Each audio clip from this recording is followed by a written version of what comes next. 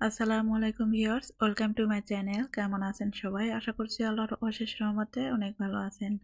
আজকে আমি আপনাদের সাথে শেয়ার করছি মজাদার পায়েস রেসিপি। আশা করছি আজকের এই পায়েস রেসিপি আপনাদের কাছে ভালো লাগবে। ভালো লাগলে প্লিজ একটা লাইক দিয়ে কন্টিনিউ করবেন আর ফুল ভিডিওটি ওয়াচ করার অনুরোধ রইল। আর আপনারা আমার চ্যানেলে নতুন হয়ে থাকলে প্লিজ চ্যানেলটিকে সাবস্ক্রাইব করে পাশে থাকা বেল আইকনটি প্রেস করে রাখবেন। আর যারা অলরেডি করে দিয়েছেন তাদেরকে অসংখ্য ধন্যবাদ। তো এখানে আমি 200 গ্রাম পোলাওয়ের চাল নিয়েছি। আর এখন চালে পানি দিয়ে খুব ভালো করে কুচলে ধুয়ে নিব। আর পরিষ্কার পানি বেরিয়ে আসা পর্যন্ত কিন্তু খুব ভালো করে ধুয়ে নিতে হবে। তারপরে এই চাল আমি ভিজে রাখবো 20 মিনিট। 20 মিনিট ভিজে রাখার পরে আমি ব্লেন্ডারে আধা ভাঙা করে নিয়েছি। আর চাইলে পাটায়ও কিন্তু আধা ভাঙা করে নিতে পারেন, এর থেকে বেশি কিন্তু করা যাবে না। এখন এটা এক সাইডে রেখে চুলে একটা পাতিলে আমি এখানে 2 লিটার দুধ নিয়েছি। এটা গরুর খাঁটি দুধ। আর দুধগুলো কিন্তু বেশ ঘন।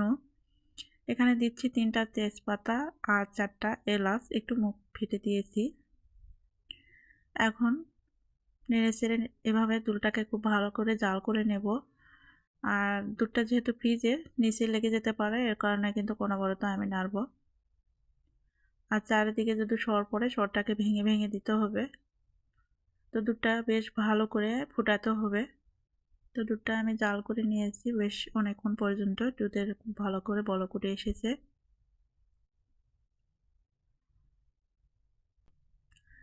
এখন এখানে দিয়ে দিচ্ছি আগে থেকে আধা ভাঙা করে রাখা পোলাওয়ের চাল।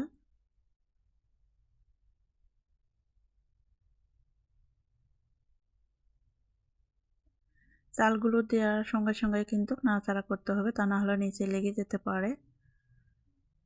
আর চুলার আঁচটা মিডিয়াম টু লো এর মাঝামাঝি রেখে আমি পায়েসটা রান্না করে নেব।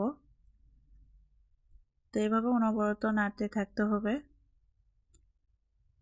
চালটা ফুটে আসা পর্যন্ত আমি এভাবে কিছুক্ষণ পর পর নাড়াচাড়া করব।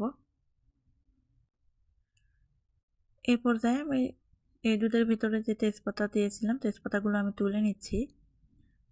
চাইলে এলাচগুলো তুলে নিতে পারেন, তবে আমি শুধু তেজপাতাই তুলে নিচ্ছি। তো চালটা ফুটেছে কিনা তার জন্য আমি চেক করে নেব কিছুক্ষণ জাল দিয়ে নেওয়ার পরে।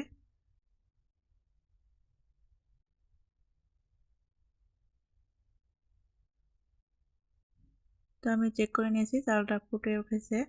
এরপর যে আমি চিনি অ্যাড করে দিচ্ছি।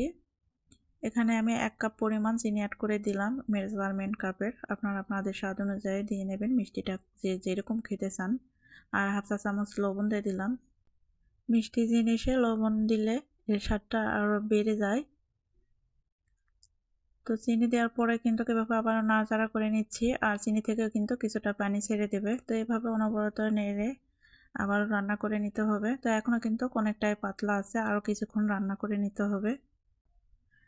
এই পর্যায়ে চাইলে কিন্তু গুঁড়ো দুধ ব্যবহার করতে পারেন, তবে আমি গুঁড়ো দুধ ব্যবহার করব না। আমি শুধু গরুর দুধ দিয়ে আমি এই পায়েসটা রান্না করে নিচ্ছি। তো বেশ কিছুক্ষণ আমি রান্না করে নিয়েছি। এই পর্যায়ে কিন্তু নামিয়ে নিতে হবে, তা না হলে ঠান্ডা হয়ে আসলে কিন্তু অনেকটাই আরও শুকিয়ে আসবে। তো আমার রান্না কমপ্লিট হয়েছে, এখন আমি নামিয়ে পরিবেশন করে নিচ্ছি। এই তো পায়েস রান্না আমার হয়ে গেছে, আমি পরিবেশন করে নিয়েছি। তো খুবই সহজভাবে আমি আজকের এই পায়েস রান্না করে দেখালাম, আশা করছি ভালো লেগেছে। এখন উপর দিয়ে কিশমিশ বাদাম অ্যাড করে দিতে পারেন। আমি কিছু বাদাম কুচি দিয়ে দিচ্ছি উপর থেকে।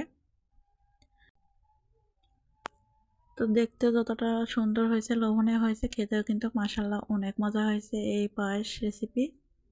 আশা করছি আজকের এই পায়েস রেসিপি আপনাদের কাছে ভালো লেগেছে। ভালো লাগলে প্লিজ লাইক কমেন্ট শেয়ার করে দেবেন বেশি বেশি করে।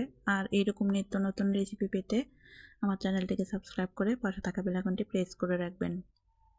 আজকে এখানেই বিদায় নিচ্ছি। আল্লাহ হাফেজ। আসসালামু আলাইকুম।